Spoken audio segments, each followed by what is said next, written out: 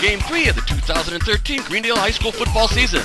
Tonight begins conference play as Greendale will travel to Wisconsin Lutheran College to play the Pius Popes. Both teams are undefeated, but that doesn't matter because it's the conference games that count in the quest to make the playoffs. The first two Panther opponents couldn't stop Greendale's offense, so we'll see if Pius can do that tonight.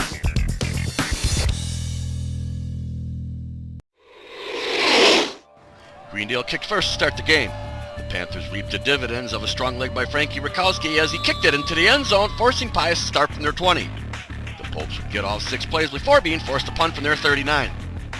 After the kick, Greendale brought their high-powered offense out onto the field and would set up on their 25.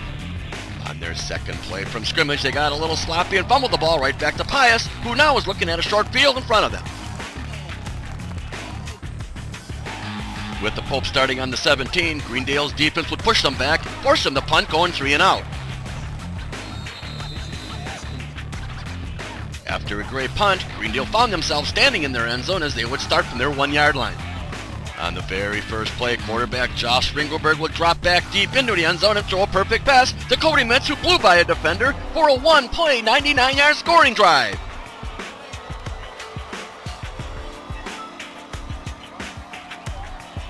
Rakowski made the point after try, and Greendale was now on the board first by a score of 7-0 with 8:26 left in the first period. Rakowski would kick it through the end zone again, so Pius would be starting from their 20.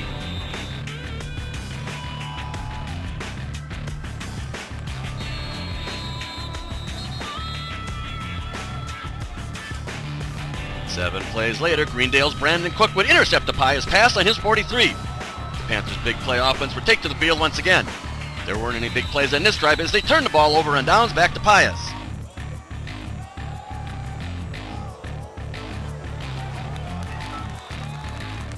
Well, plays and a lot of Panther penalties later, the Popes crossed the goal line as quarterback Jalen Fisher found Stephon Anderson in the end zone for a 5-yard pass.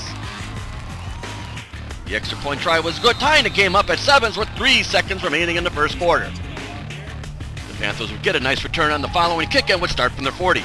They got off 5 plays before being forced to line up for a punt on the Popes' 38. Mitchell Breeze, who does the punting, would take off running instead, only to be tackled 2 yards short of the stick. Pius would take over on their 37. The Panthers' defense was causing all sorts of havoc as they were swarming all over the field, making life difficult for the Popes. Looking at a 4th and 20, the Popes had no choice but to punt the ball away. Ringelberg would now lead his offense back on the field and start from their 28. 3 plays later, he did what he does best and found another one of his weapons in Nate Miller, who squeezed between 2 defenders for a huge 58-yard scoring strike. Rakowski made the kick, and Greendale was now up 14-7 with 8:03 now left in the second quarter. After the ensuing kick, the Popes found themselves starting from their 33. They were forced to punt from their 40 after going 3 and out. On that play, however, Greendale managed to get to the punter and block the kick, and as a result, Greendale will now take over on the 15. 2 plays later, running back Jake Sawicki would carry it in from 1 yard out for Greendale's 3rd touchdown of the night. Rakowski made the kick, and the score was now 21-7 with 7:21 left in the first half. On the Popes' next drive, they found themselves punting again as they went 3 and out. Greendale now had the ball on their 42.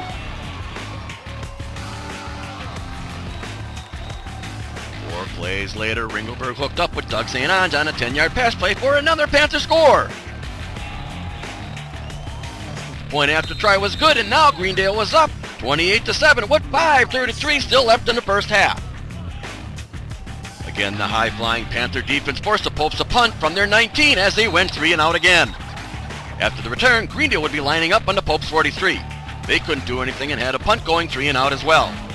The Popes now had the ball on their 19. 6 plays later, they were picked off again by Panther quarterback Gabe Kalibi on the Panthers' 4.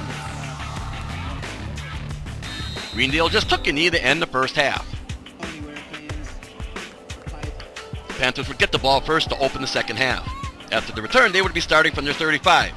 They would connect 8 plays before turning the ball over on downs on the Popes' 8-yard line.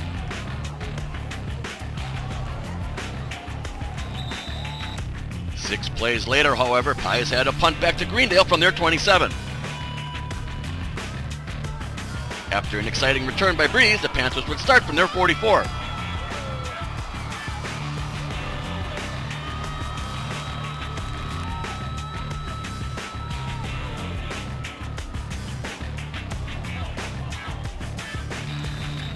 8 plays later, Zwicky took a pitch that he dropped first and then picked up and scored from 4 yards out.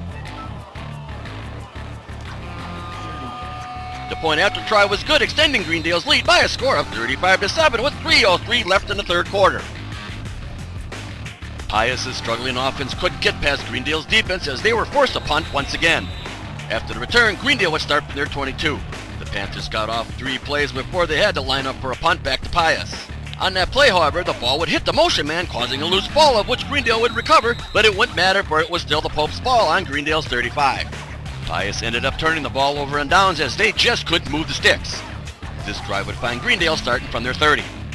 It was here that they put a clock-eating 12-play drive together, taking the ball all the way to the Pope's 14 before turning the ball over and down back to Pius.